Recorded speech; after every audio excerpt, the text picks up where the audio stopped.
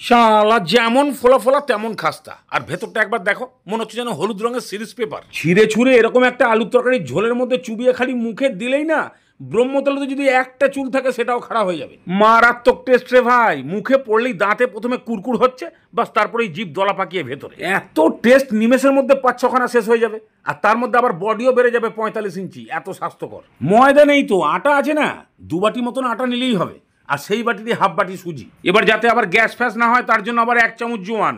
Test আর colour ঠিকঠাক রাখার জন্য অল্প করে নুন আর হলুদ, আর থোবড়া যাতে চকচক করে তার জন্য 2 চামচ ঘি। স্বাস্থ্য একদম কুট করে ভরে দিলাম, বাস এবারে খালি ভালো করে এটাকে মাখিয়ে দাও। ঠিক এরকম ঝরঝরে টাইপের হয়ে গেলে এবারে অল্প অল্প জল দিয়ে এমনভাবে মাখো যেন দলাটা একটু শক্ত টাইপের হয়। এরকম শক্ত টাইপের হলে তবেই কিন্তু খাস্তা এবং কুরকুরে হবে। বাস এবারে আটা আর সুজি নিজেদের মধ্যে একটু সেটিং করে নিক, একদম ঢাকনা বন্ধ করে সাইড করে দাও। এবারে পুর তো বিউলির ডালকে 1 বছর ধরে ভিজিয়ে রাখার কোনো দরকার নেই, খালি গায়ে যে ট্যালকম পাউডারটা লেগে আছে ওটাকে জল দিয়ে ধুয়ে ভালো করে পরিষ্কার করে। পরিষ্কার হলো কি, জলটাকে ছেঁকে নিয়ে এবারে প্যানের মধ্যে দিয়ে এবার খালি ভাজো। টেনশন নেবার কোনো দরকার নেই, মাত্র 2-3 মিনিটেই ওর গায়ের জলটা শুকিয়ে যাবে। শুকিয়ে গিয়ে যখন এরকম ঝরঝরে টাইপের হয়ে যাবে, এবার দাও সব 1 চামচ করে ধনে, জিরে, মৌরি, গোলমরিচ আর হাফ চামচ হিং। এবার ভাজো, তবে চোখ দিয়ে বুঝতে পারবে না, নাক দিয়ে বুঝতে হবে। সেন্ট ঢুকবে, নামাও, ঠান্ডা করো, গুঁড়ো করে ফেলো।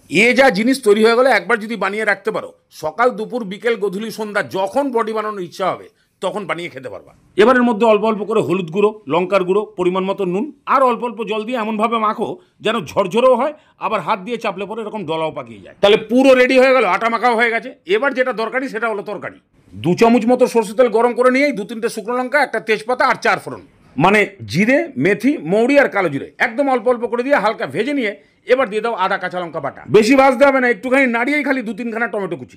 এবার পরিমাণ মতো নুন, হলুদ, ধনে গুঁড়ো, জিরে গুঁড়ো, কাশ্মীরি লঙ্কার গুঁড়ো, অল্প একটু চিনি, হাফ চামচ হিং, বাস এবারে খালি কষাও। টমেটো গলে গিয়ে তেল ছাড়তে শুরু করলেই অল্প করে কসুরি মেথি আর 2টো সেদ্ধ আলুকে ম্যাশ করে দিয়ে 5 মিনিট একটু ভালো করে কষাতে হবে। আলুর ভেতরে যেন মশলা, হিং, নুন এগুলোর ফ্লেভার ভালো মতন ঢুকে যায়। এবার জল ভালো করে মিশিয়ে দিয়ে নুন টুন সব চেক করে নিয়ে এবার ঢাকনা ভালো করে ফুটিয়ে দাও।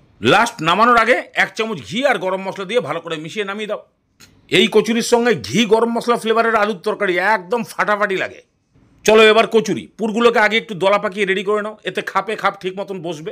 এবার লেচি কেটে নাপ্তা টাইপের একটা বাটি বানাও, বাটিতে পুর ভরো, মুখটাকে সিল করো, তারপরে তেল দিয়ে গোল করে বেলো আর গরম তেলে ফেলো। তবে তেল কিন্তু ফুল হিটে গরম থাকবে না, না হলে দেখে মনে হবে যেন ভাজা হয়ে গেছে, ভেতরে থাকবে কাঁচা। একদম মিডিয়াম লো হিটে উল্টে পাল্টে ভাজতে হবে, তাহলেই সেটা মুচমুচে এবং খাস্তা হবে। এইভাবে 4-5টা ভাজা হয়ে গেলে 2-3 হাতা তরকারি নিয়ে বসো আর ছিঁড়ে ছুঁড়ে খাও।